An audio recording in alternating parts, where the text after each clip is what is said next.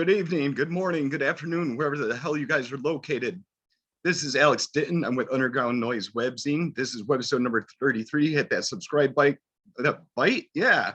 Hit that subscribe button. Like it, share it. Check out the Curse of Hale. That's who I'm interviewing tonight from Des Moines, Iowa. They're my new guest. Welcome, you guys. How's it going? Good, man. How are you? Going good. Glad to be here. Doing fabulous. First off, I would like to ask you guys to introduce yourselves and tell us what you guys do in the band. Yeah, I'm Josh. I play guitar. I'm Adam, drummer. I'm Ben. I play bass and do backup vocals. Awesome. And our Very cool. rhythm guitarist and vocalist couldn't be here with us tonight. Yeah. That's all right. At least Yeah, I got 3/5 of you guys. You know what I mean? Hey, yeah, it's over half, right? We got majority. What We're do you there. do? Yeah, before we started this interview, people, we were just talking about the drinks we're having. So we were talking about my Mountain Dew gingerbread snap being like the smell of a old man's aftershave, not an ass, but close to it. Close enough, huh? Right. Yeah.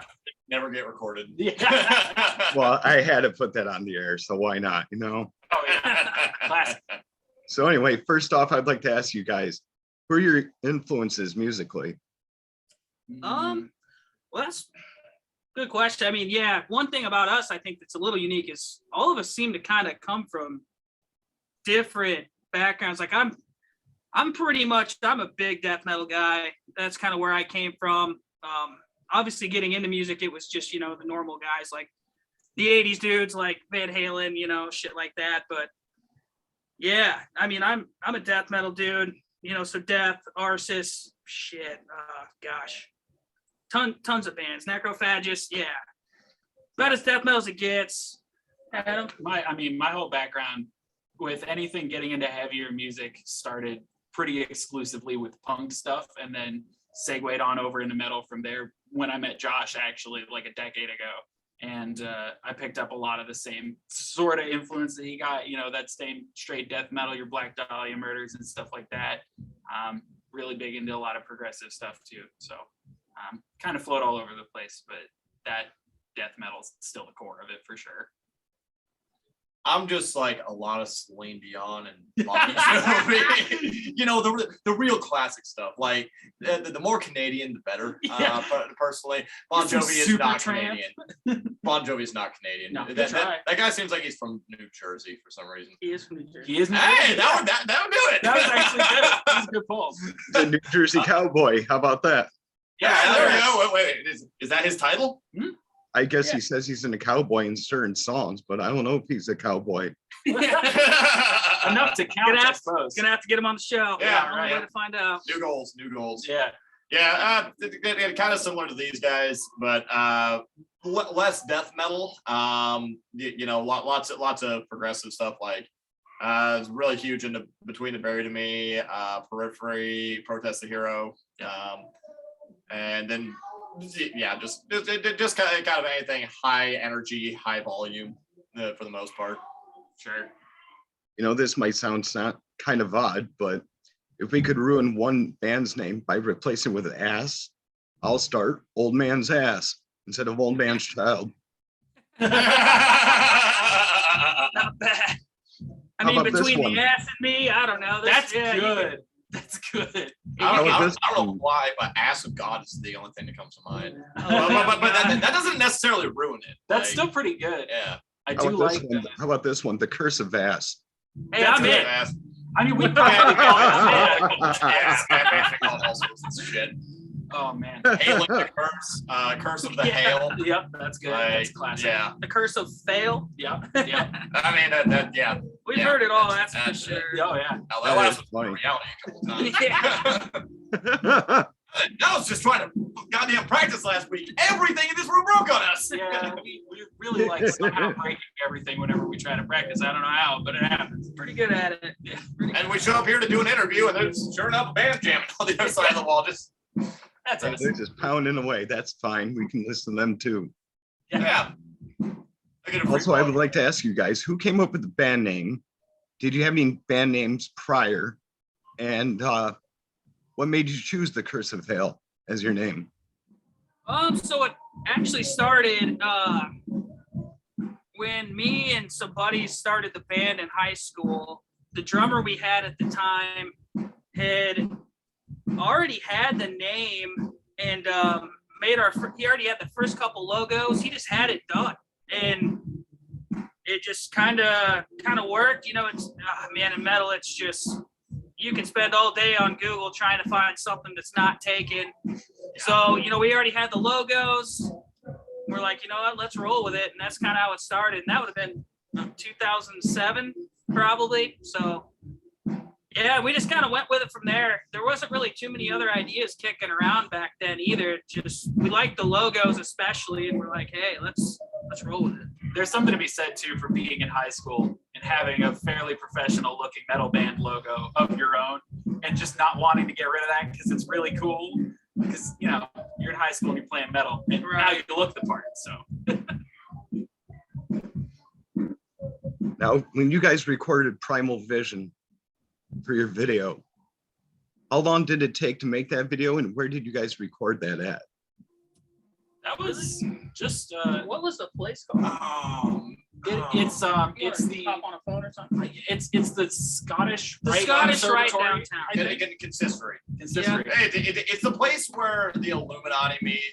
It's a place where like secret deals are done. It has a lot of like Masonic looking stuff. Yeah. It's a really cool. There like, was temple no kind of shit. building. A corner in like a side room that just had a pile of swords that I may or may not have And fake accidentally knocked bones. over. Yeah, there were swords. There were some Fake bones. There were bones. Yeah. Fake bones. Yeah, Oh, but yeah. there was I like a didn't see thing. the bones. There was a thing that looked like the Ark of the Covenant in the back of like a closet nearby. It was crazy. That place was Yeah, really then cool. they had like it looked like a sacrifice.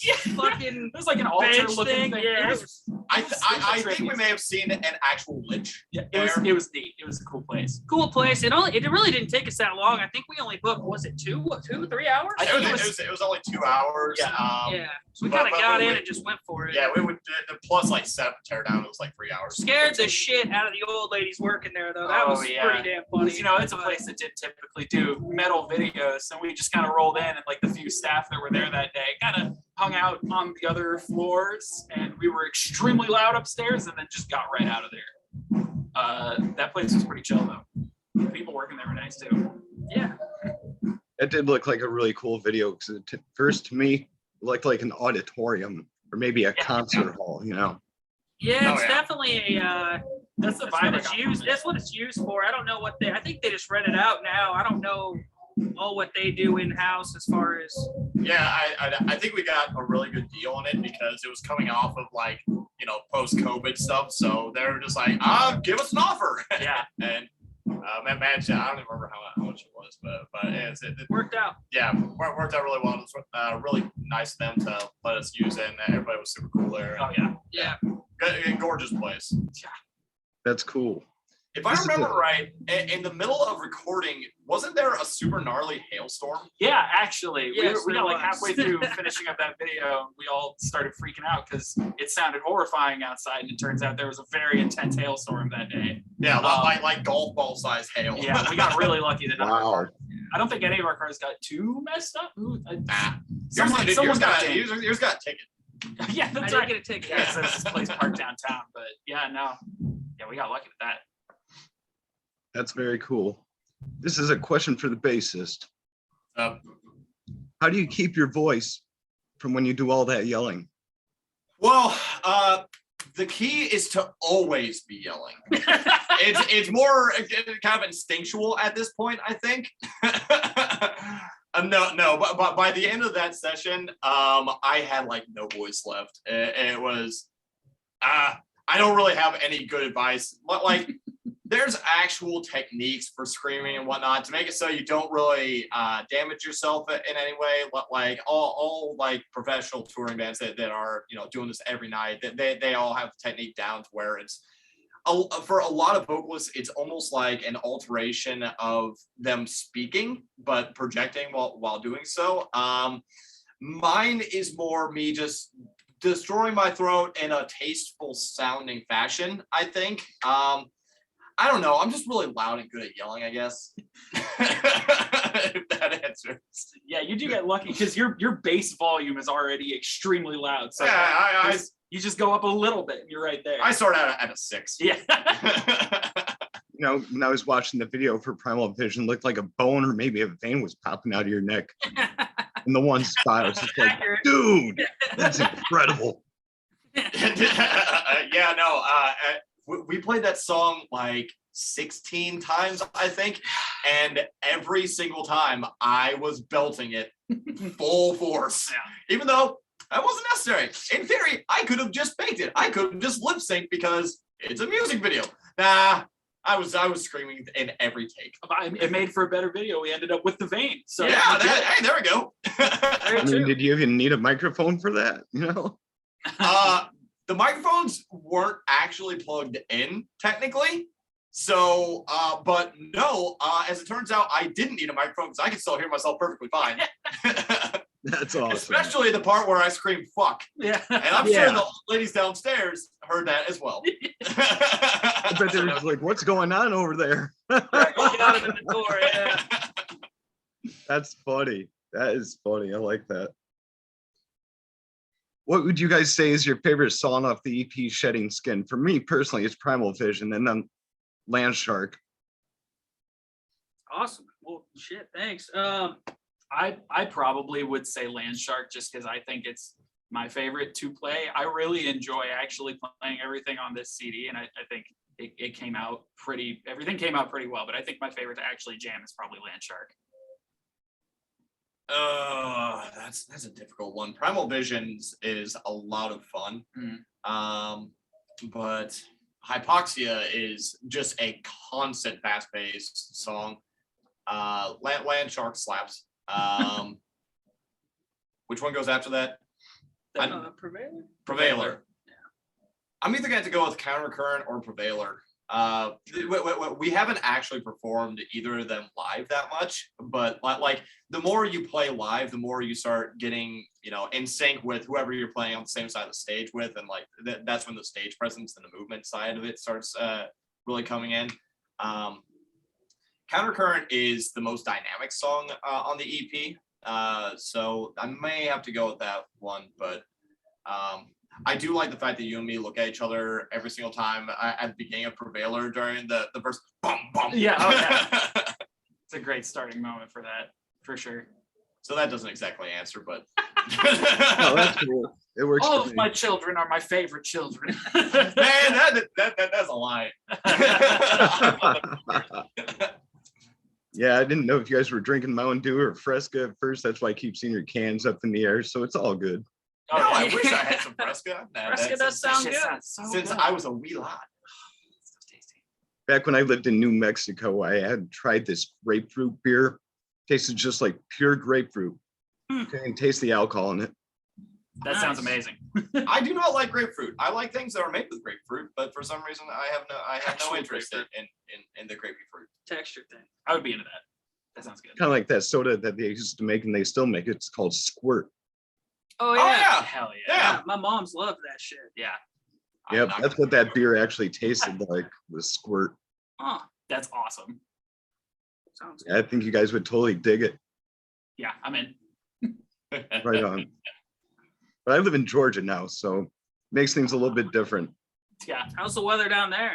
Oh, it's been beautiful, man. It's been in the 80s just about. Well, that sounds nice. About the exact opposite of It you. was 12 today. Yeah. Well, we could trade places. We got an early spring going on. It was like 78 degrees yesterday, about 78 degrees today. So who knows what tomorrow is going to bring? Only God knows that, Right, yeah. Right. True that. So you said you live in Georgia. How'd you stumble across us? Well, I saw your sponsored ad on Facebook and I said, I might hit these guys up and ask them if they want me to review their music. Hey, there Yeah. we go. I thought the name was really cool. And I said, yeah, these guys seem great. Why not? Give them a nice review. Hell yeah, Nice to know those ads are working. Yeah, they do actually. I was People gonna like say me people like to sound- reach out to as many bands as possible around the whole globe. Nice.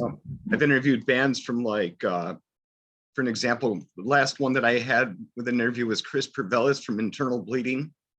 Okay, cool. Right on. I also interviewed Boris Bonijo from Letimus Census, Lee Harrison from Monstrosity, Terrence Oh, wow. Hobbs from Suffocation, No Oh, shit. wow. Hell yeah. Yeah. It's all on my YouTube channel. And what I'll do is I'll send you guys the link after I upload this video. If you guys would like to subscribe, I'll subscribe back most definitely. Absolutely, man. Absolutely. Oh yeah. Hell yeah. We're in. Because I'm trying to get up to 200 subscribers before the end of the year. There you go. Gotcha. Hey, I think he'll be there. We got you, man. Yeah. Trade like for like. Yeah. Hell yeah. That's awesome. Hey, it's We'll just it's a edit that community part out here. We're all in together. Now, here's a question you guys don't hear very often. Have you ever had any technical failures while you're on stage? That's the definition of us as a band, man. Oh, Yeah, we yeah. have. Oh, I mean, that's a downer. Don't say that. well, Any of you here's were what like, I what's would the say. worst one? I would say this though, for what we've had, man, do we fucking rally? That's the Like, thing. Yeah, we're really good. We've never had a situation that's ever shut down a show by it. Yeah, I mean- we're really good at always having something that gets fucked up, but we're not sure exactly what it's going to be, and we usually always overcome it without too much of an issue. So like something will be wonky with like maybe just a bad cable or whatever, but like there's always some little thing. But we've gotten very resilient at this point to figure out what to do with it. Like, I know when we were on tour in, I think 2016, I think I broke a string. Yeah, I remember playing in Chicago. But I managed to get the string replaced and return within the same song. That shit was nuts. So, the Curse of Hail, we actually did break up in 2017. And then, you know, we still kind of played together under a different name, and then all kind of realized that we missed playing death metal. And so Curse of Hail got back together, but our final show, if I remember right, in our like first or second song, I'm pretty sure our rhythm guitarist Luke, I'm pretty sure his amp just stopped working for like half that song. His amp got totally messed up. And at one point we had a videographer on stage that I think may have actually stepped on a cable Oh, one yeah. of the pedals or something. Yeah, we've seen it all. Just to answer your question. Always Yeah. something here or there. Yeah. Blow out a snare drum. But yeah, luckily we've If that hasn't happened to you yet, I'm sorry that I just jinxed you. I've knocked lugs out of my snare drum on stage, but I've never actually busted a head yet. But I'll get there, I'm sure. Get that thing triggered, so even if it fails, It's true. it'll still work. Well, maybe a couple more gravity blasts might help influence Yeah, that. there we right? go. Yeah. It's like, you know, Yeah. next thing you know, you got a hole in your snare and you're looking at like, okay, I got to change that drum head and throw this one out with the crown and autograph it or something. yeah. Yeah. Just destroy that thing. Just a little extra. Yeah, a little bit more destructive, but just don't get the old man's ass stuck on it. Right. Exactly. that's Anything extra than that on stage, no thanks. our little joke right there. So hey, why not? What do you guys say is your favorite thing about being in the metal band?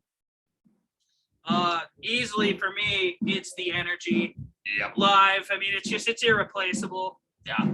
I mean, that's like he was saying when we kind of tried to do something a little different there. It was one show in and it was like, oh shit, you know, it's just that energy is, you can't get it from, at least I haven't been able to find a way to get it from any other genre. That feeling playing live, that chaotic. Explosive. Yeah, it's just, explosive nature to it. And for me, I performing live and getting to go like I like to throw my shit around and I go crazy live. It's my favorite part of it. Yeah, definitely the same for me too. There's something specific about just being as chaotic and crazy as we are as musicians and having the opportunity to do that in a controlled but uncontrolled environment. Like we're up there, we know what our whole setup is, but we know we're just gonna go buck wild for the full set. So it's getting the opportunity to do that every time is what makes it worth it for sure. That's really cool. I'm just hoping that you guys use strap locks for your guitar and your bass. we too. do. Yes. Yeah. Yes. See, that's the thing. I do want to put out a disclaimer for all the technical difficulties we have. Believe me, we do everything to the damn T to not have these issues happen. Yeah. Oh yeah. But they do. Okay, the reason why I say that is because I was watching a video from Loudwire one time where this guy was playing his guitar and he just throws it and goes right there behind him like, bye, guitar. No.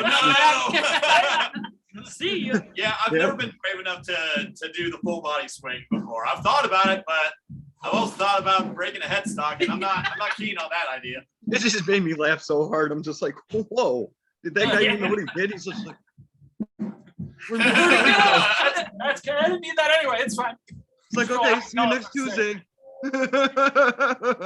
Yeah, no shit. Yeah. That's just too funny.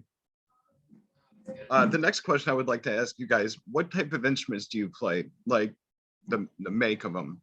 I know one of you guys like to play Ibanez.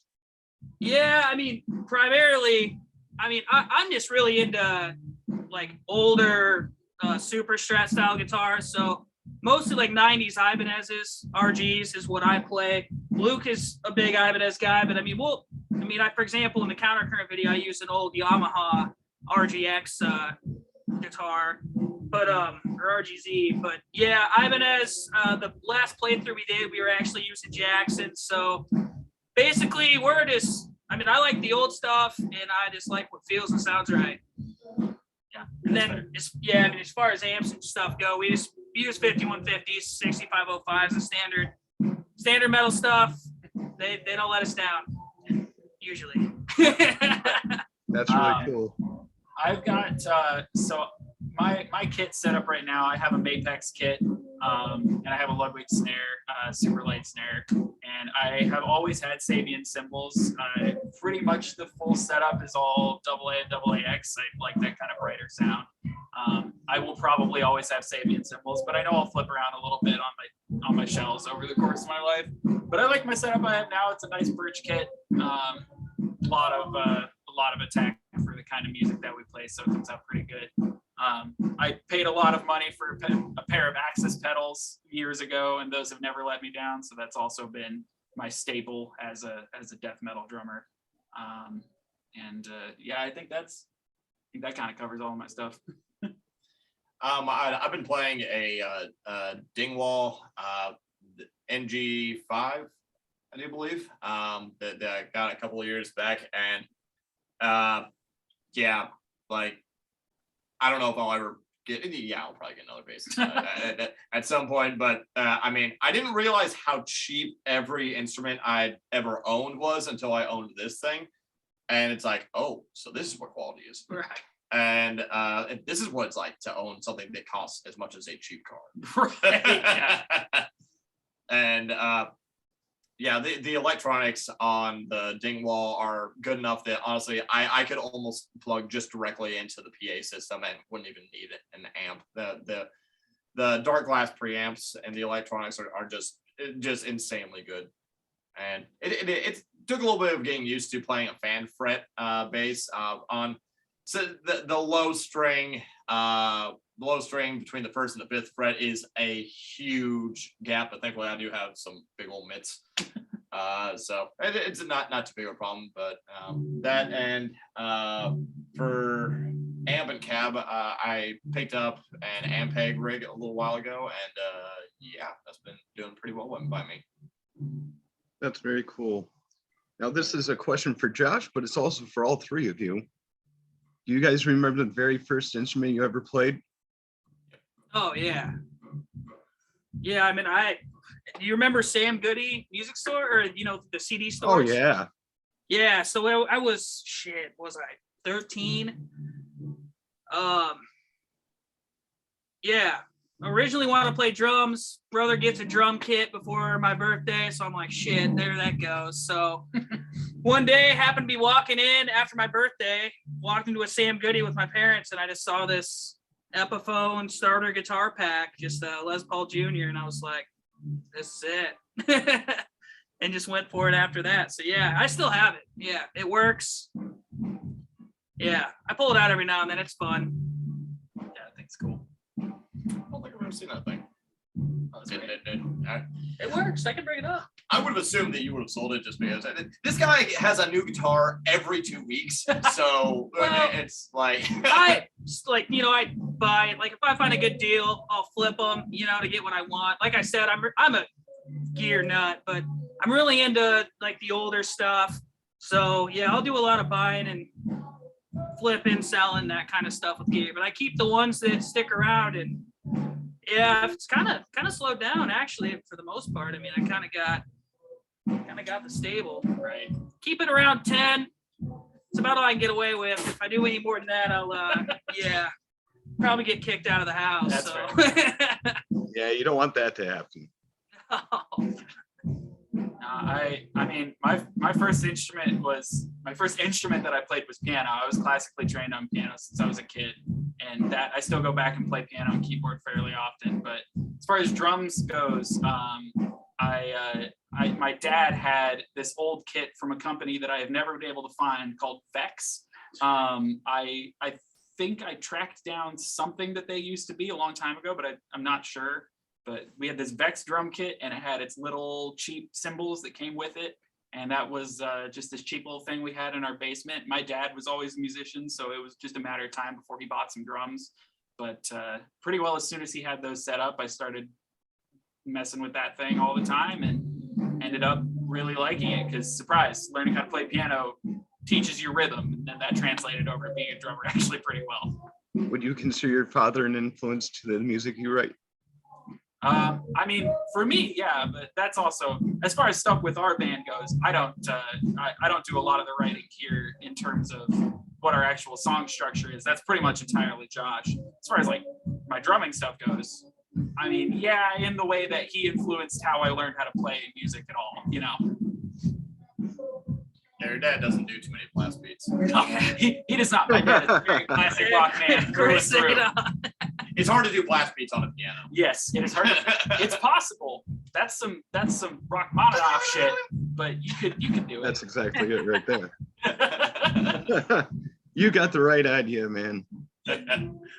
My first instrument was a 4-string Alvarez bass. Hell yeah. That my dad got from a pawn shop. I'm gonna assume sometime in the 80s or something like that. That thing is just covered in stickers at this point. It was like wrapped in like weird like newspaper looking stuff. When I got it, so I just covered it in all sorts of stickers, and I still got the thing. I look at it like, man, if only you had 5 strings. But yeah, there's a sentimentality attached to your first instrument. Oh yeah. You could always tweak it, right? Yeah. Difficult to add a 5th string. I would be amazed. You just like bolted a bigger neck on there and just call it a day.